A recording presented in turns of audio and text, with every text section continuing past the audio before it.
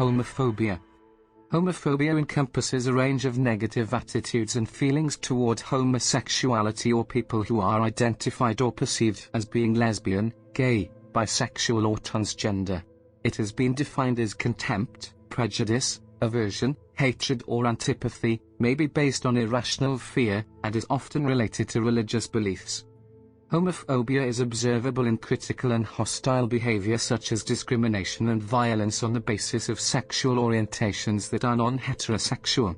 Recognized types of homophobia include institutionalized homophobia, for example religious homophobia and state-sponsored homophobia, and internalized homophobia, experienced by people who have same-sex attractions, regardless of how they identify. Negative attitudes toward identifiable LGBT groups of similar yet specific names. Lesbophobia is the intersection of homophobia and sexism directed against lesbians. Biphobia targets bisexuality and bisexual people, and transphobia targets transgender and transsexual people and gender variance or gender role nonconformity. According to 2010 hate crimes statistics released by the FBI National Press Office, 19.3% of hate crimes across the United States were motivated by a sexual orientation bias. Moreover, in a Southern Poverty Law Center 2010 intelligence report extrapolating data from 14 years, which had complete data available at the time, of the FBI's national hate crime statistics found that LGBT people were far more likely than any other minority group in the United States to be victimized by violent hate crime. The term homophobia and its usage have been criticized by several sources as unwarrantedly pejorative. Although sexual attitudes tracing back to ancient Greece have been termed homophobia by scholars, the term itself is relatively new, and an intolerance towards homosexuality and homosexuals grew during the Middle Ages, especially by adherents of Islam and Christianity. Coined by George Weinberg, a psychologist, in the 1960s, the term homophobia is a blend of the word homosexual, itself a mix of neoclassical morphemes, and phobia from the Greek phi beta omicron sigma, phobos, meaning fear or morbid fear. Weinberg is credited as the first person to have used the term in speech. The word homophobia first appeared in print in an article written for the May 23, 1969, edition of the American pornographic magazine Screw, in which the word was used to refer to heterosexual men's fear that others might think they are gay.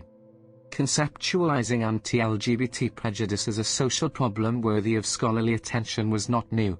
A 1969 article in Time described examples of negative attitudes toward homosexuality as homophobia, including a mixture of revulsion and apprehension which some called homosexual panic.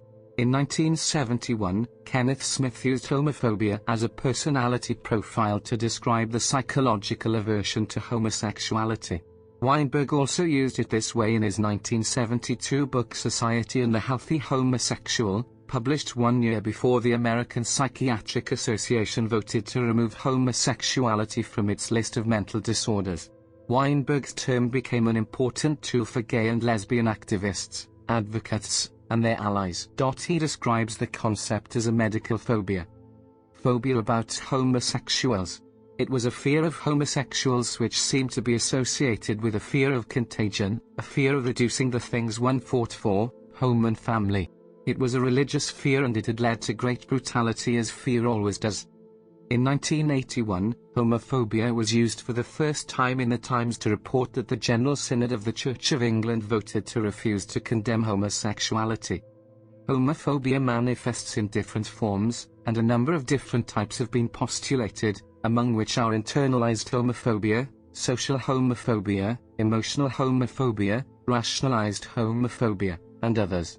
There were also ideas to classify homophobia, racism, and sexism as an intolerant personality disorder. In 1992, the American Psychiatric Association, recognizing the power of the stigma against homosexuality, issued the following statement, reaffirmed by the Board of Trustees, July 2011. Whereas homosexuality per se implies no impairment in judgment, stability, reliability, or general social or vocational capabilities, the American Psychiatric Association calls on all international health organizations, psychiatric organizations, and individual psychiatrists in other countries to urge the repeal in their own countries of legislation that penalizes homosexual acts by consenting adults in private. Further, APA calls on these organizations and individuals to do all that is possible to decrease the stigma related to homosexuality wherever and whenever it may occur. Many world religions contain anti-homosexual teachings, while other religions of varying degrees of ambivalence, neutrality, or incorporate teachings that regard homosexuals as third gender. Even within some religions which generally discourage homosexuality, there are also people who view homosexuality positively, and some religious denominations bless or conduct same-sex marriages. There also exist so-called queer religions, dedicated to serving the spiritual needs of LGBTQ persons. Queer theology seeks to provide a counterpoint to religious homophobia. In 2015, attorney and author Roberta Kaplan stated that Kim Davis is the clearest example of someone who wants to use a religious liberty argument to discriminate. The Bible, especially the Old Testament, contains some passages commonly interpreted as condemning homosexuality or same-gender sexual relations. Leviticus 18:22 says, "Thou shalt not lie with mankind, as with womankind, it is abomination." The destruction of Sodom and Gomorrah is also commonly seen as a condemnation of homosexuality. Christians and Jews who oppose homosexuality often cite such passages. Historical context and interpretation is more complicated. Scholarly debate over the interpretation of these passages is focused on placing them in proper historical context, for instance pointing out that Sodom's sins are historically interpreted as being other than homosexuality, and on the translation of rare or unusual words in the passages in question. In Religion Dispatches magazine, Candace Chellew-Hodge argues that the 6 or so verses that are often cited to condemn LGBT people are referring instead to abusive sex. She states that the Bible has no condemnation for loving, committed, gay and lesbian relationships and that Jesus was silent on the subject. The official teaching of the Catholic Church regarding homosexuality is that same-sex behavior should not be expressed. The Catechism of the Catholic Church states that homosexual acts are intrinsically disordered, they are contrary to the natural law. Under no circumstances can they be approved. In some cases, the distinction between religious homophobia and state-sponsored homophobia is not clear, a key example being territories under Islamic authority. All major Islamic sects forbid homosexuality, which is a crime under Sharia law and treated as such in most Muslim countries. In Afghanistan, for instance, homosexuality carried the death penalty under the Taliban. After their fall, homosexuality was reduced from a capital crime to one that is punished with fines and prison sentences. The legal situation in the United Arab Emirates, however, is unclear. In 2009, the International Lesbian and Gay Association published a report entitled State-Sponsored Homophobia 2009, which is based on research carried out by Daniel Ottosson at Södertörn University College, Stockholm, Sweden. This research found that of the 80 countries around the world that continue to consider homosexuality illegal. In 2001, Al-Muhajirun, an international organization seeking the establishment of a global Islamic caliphate, issued a fatwa declaring that all members of the Al-Fatih Foundation were murtad, or apostates, and condemning them to death. Because of the threat and because they come from conservative societies, many members of the foundation's site still prefer to be anonymous so as to protect their identities while they are continuing a tradition of secrecy. State-sponsored homophobia includes the criminalization and penalization of homosexuality, hate speech from government figures, and other forms of discrimination, violence, persecution of LGBT people. In medieval Europe, homosexuality was considered sodomy and it was punishable by death. Persecutions reached their height during the medieval Inquisitions, when the sects of Cathars and Waldensians were accused of fornication and sodomy, alongside accusations of Satanism. In 1307, accusations of sodomy and homosexuality were major charges leveled during the trial of the Knights Templar. The theologian Thomas Aquinas was influential in linking condemnations of homosexuality with the idea of natural law, arguing that special sins are against nature, as, for instance, those that run counter to the intercourse of male and female natural to animals, and so are peculiarly qualified as unnatural vices. Although bisexuality was accepted as normal human behavior in ancient China, homophobia became ingrained in the late Qing dynasty in the Republic of China due to interactions with the Christian West, and homosexual behavior was outlawed in 1740. When Mao Zedong came to power, the government thought of homosexuality as social disgrace or a form of mental illness, and during the Cultural Revolution, people who were homosexual faced their worst period of persecution in Chinese history. Despite there being no law in the Communist People's Republic against homosexuality, police regularly rounded up gays and lesbians. Other laws were used to prosecute homosexual people, and they were charged with hooliganism or disturbing public order. The Soviet Union under Vladimir Lenin decriminalized homosexuality in 1922, long before many other European countries. The Soviet Communist Party effectively legalized no-fault divorce, abortion and homosexuality, when they abolished all the old Tsarist laws, and the initial Soviet criminal code kept these liberal sexual policies in place. Lenin's emancipation was reversed a decade later by Joseph Stalin, and homosexuality remained illegal under Article 121 until the Yeltsin era. Homosexuals were one of the many groups alongside Jews that were murdered during the Holocaust. Homosexuality is illegal in 74 countries.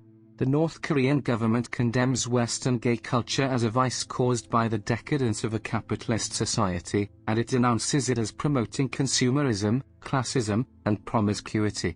In North Korea, violating the rules of collective socialist life can be punished with up to 2 years imprisonment. However, according to the North Korean government, as a country that has embraced science and rationalism, the DPRK recognizes that many individuals are born with homosexuality as a genetic trait and treats them with due respect. Homosexuals in the DPRK have never been subject to repression, as in many capitalist regimes around the world.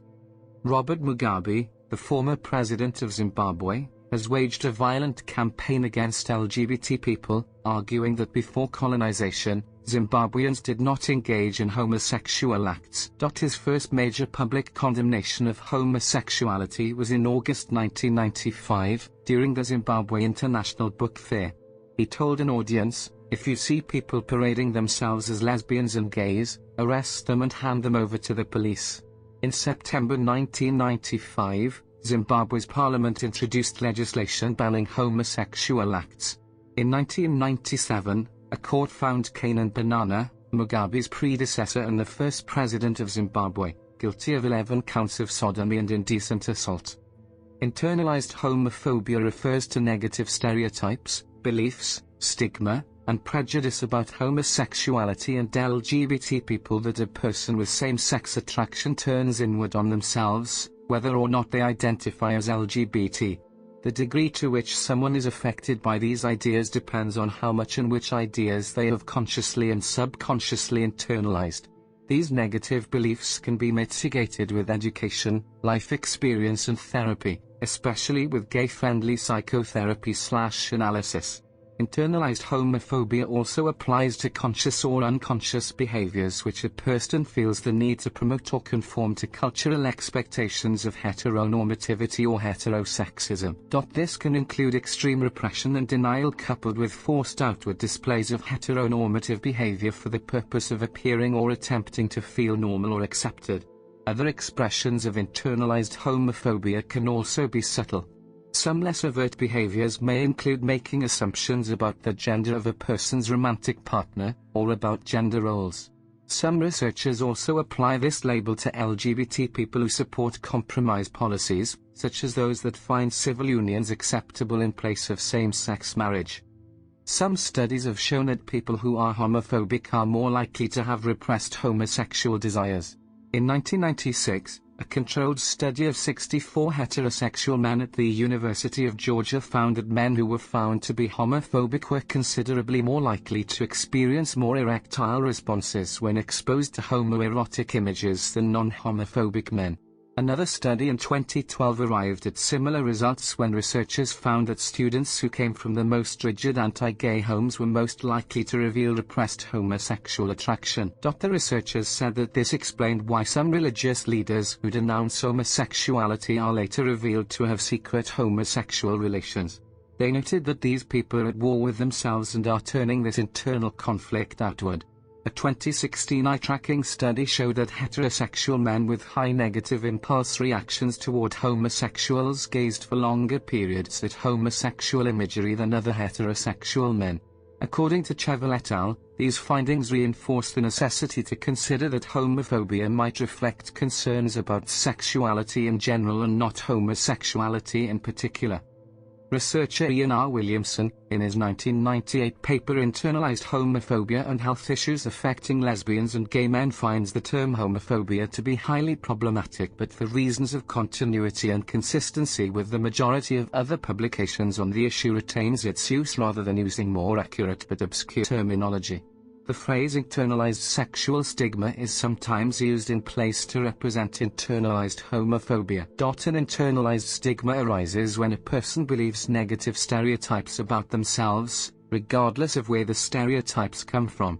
It can also refer to many stereotypes beyond sexuality and gender roles. Internalized homophobia can cause discomfort with and disapproval of one's own sexual orientation. Ego-dystonic sexual orientation or ego-dystonic homophobia, for instance, is a condition characterized by having a sexual orientation or an attraction that is at odds with one's idealized self-image, causing anxiety and a desire to change one's orientation or become more comfortable with one's sexual orientation. Such a situation may cause extreme repression of homosexual desires. In other cases, a conscious internal struggle may occur for some time, often pitting deeply held religious or social beliefs against strong sexual and emotional desires. This discordance can cause clinical depression, and a higher rate of suicide among LGBT youth has been attributed to this phenomenon. Psychotherapy, such as gay affirmative psychotherapy, and participation in a sexual minority affirming group can help resolve the internal conflicts, such as between religious beliefs and sexual identity. Even informal therapies that address understanding and accepting of non-heterosexual orientations can prove effective. Many diagnostic internalized homophobia scales can be used to measure a person's discomfort with their sexuality, and some can be used by people regardless of gender or sexual orientation. Critics of the scales note that they presume a discomfort with non-heterosexuality, which in itself enforces heteronormativity. The fear of being identified as gay can be considered as a form of social homophobia. Theorists including Calvin Thomas and Judith Butler have suggested that homophobia can be rooted in an individual's fear of being identified as gay. Homophobia in men is correlated with insecurity about masculinity. For this reason, homophobia is allegedly rampant in sports, and in the subculture of its supporters that is considered stereotypically male, such as association football and rugby. These theorists have argued that a person who expresses homophobic thoughts and feelings does so not only to communicate their beliefs about the class of gay people, but also to distance themselves from this class and its social status. Thus, by distancing themselves from gay people, they are reaffirming their role as a heterosexual in a heteronormative culture, thereby attempting to prevent themselves from being labeled and treated as a gay person.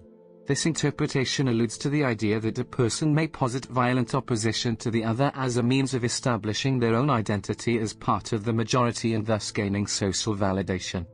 Nancy J. Chodorow states that homophobia can be viewed as a method of protection of male masculinity. Various psychoanalytic theories explain homophobia as a threat to an individual's own same-sex impulses, whether those impulses are imminent or merely hypothetical. This threat causes repression, denial or reaction formation.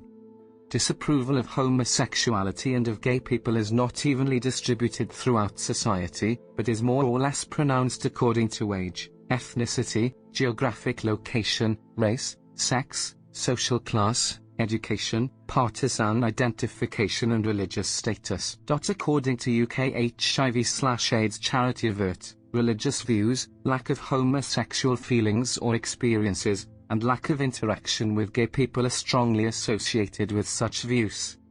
The anxiety of heterosexual individuals that others may identify them as gay has also been identified by Michael Kimmel as an example of homophobia.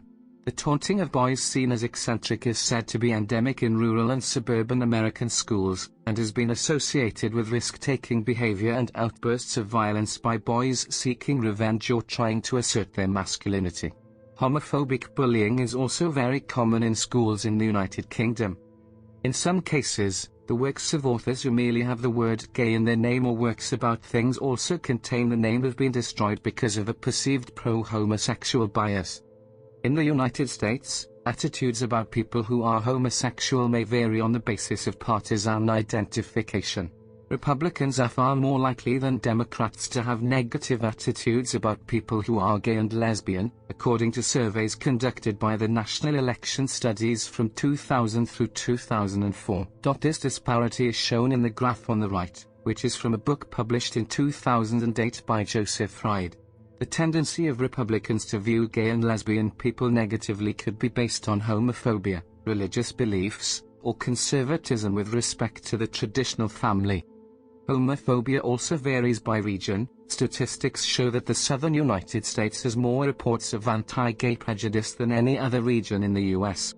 In a 1998 address, author, activist, and civil rights leader Coretta Scott King stated that homophobia is like racism and anti-Semitism and other forms of bigotry in that it seeks to dehumanize a large group of people, to deny their humanity, their dignity and personhood.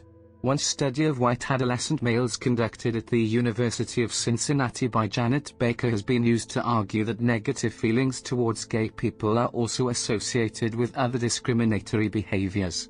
According to the study, hatred of gay people, anti-Semitism, and racism are likely companions. Baker hypothesized maybe it's a matter of power and looking down on all you think are at the bottom. A study performed in 2007 in the UK for the charity Stonewall reports that up to 90% of the population supports anti-discrimination laws protecting gay and lesbian people. Social constructs and culture can perpetuate homophobic attitudes.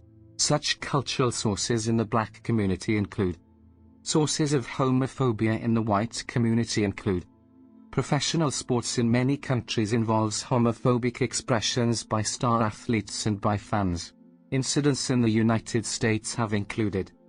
However, the major professional sports leagues do not advocate homophobia, and regard the LGBT community as an important marketing base. There are at least 2 studies which indicate that homophobia may have a negative economic impact for the countries where it is widespread. In these countries there is a flight of their LGBT populations with the consequent loss of talent, as well as an avoidance of LGBT tourism, that leaves the pink money in LGBT-friendlier countries. As an example, LGBT tourists contribute $6,800 million every year to the Spanish economy.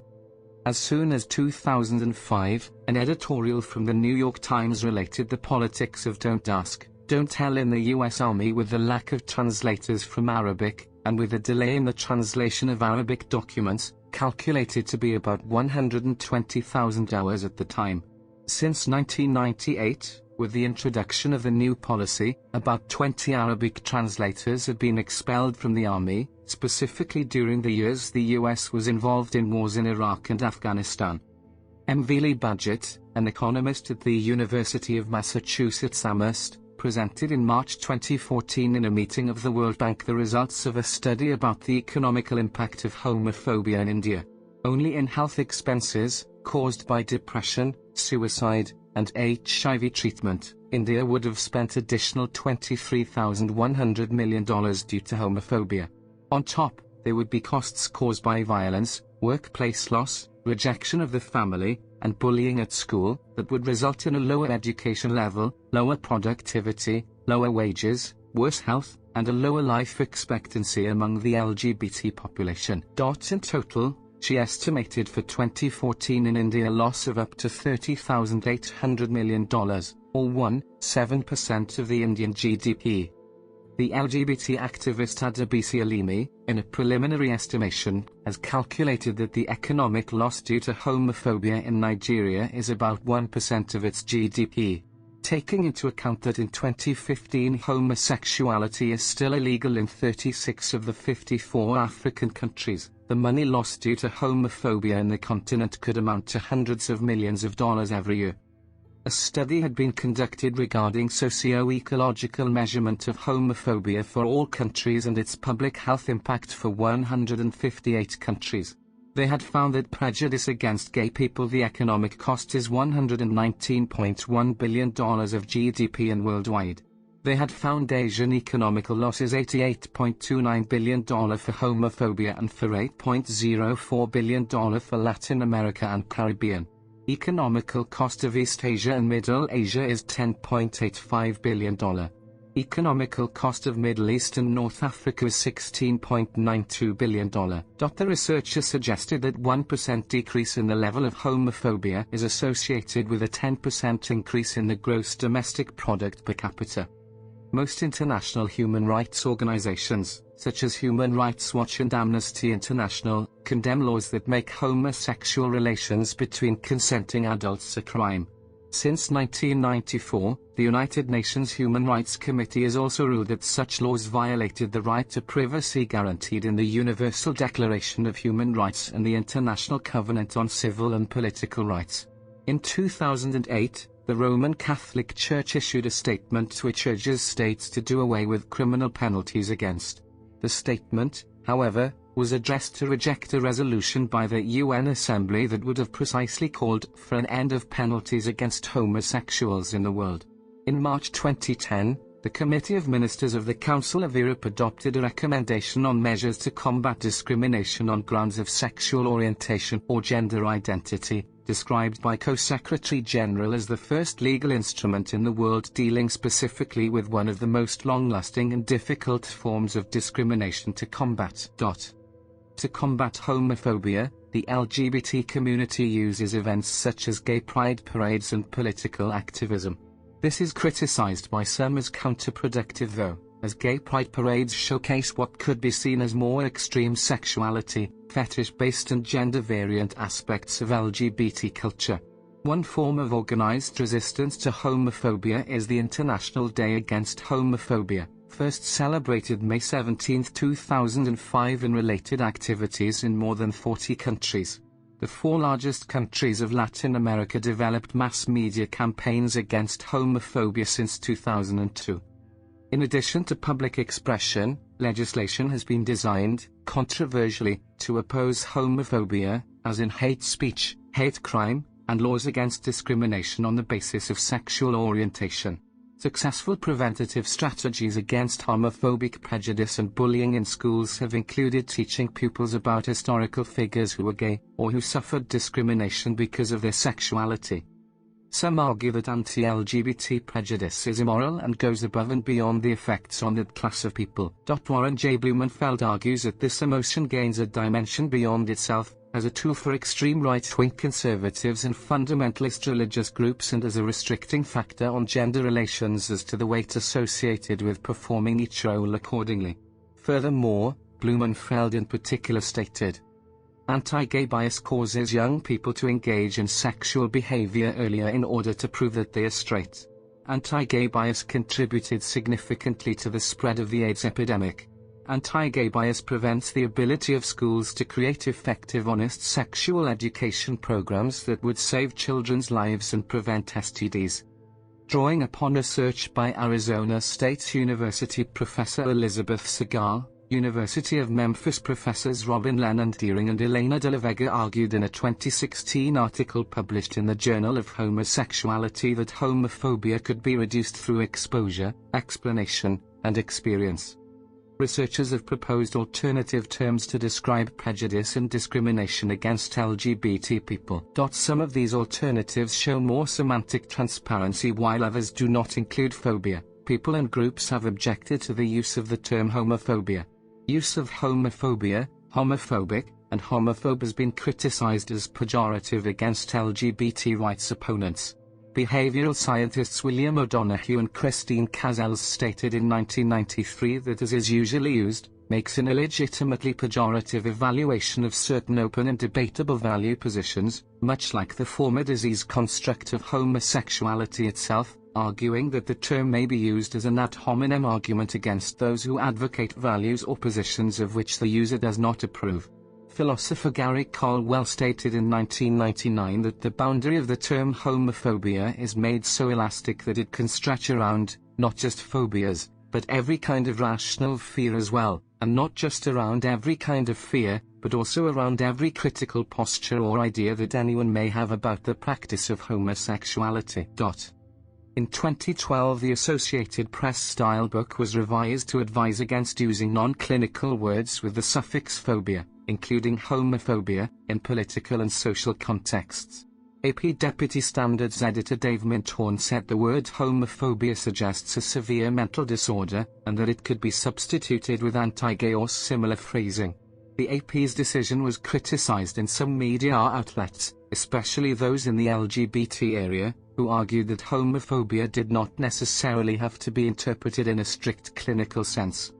The term heterophobia is sometimes used to describe reverse discrimination or negative attitudes towards heterosexual people and opposite-sex relationships. The scientific use of heterophobia in sexology is restricted to few researchers, notably those who question Alfred Kinsey's sex research. To date, the existence or extent of heterophobia is mostly unrecognized by sexologists.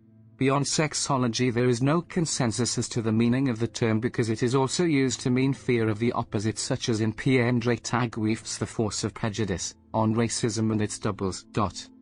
Referring to the debate on both meaning and use, SUNY lecturer Raymond J. Noonan, in his 1999 presentation to the Society for the Scientific Study of Sexuality and the American Association of Sex Educators, Counselors, and Therapists Conference, states, "The term heterophobia is confusing for some people for several reasons. On the one hand, some look at it as just another of the many Me Too social constructions that have arisen in the pseudoscience of victimology in recent decades.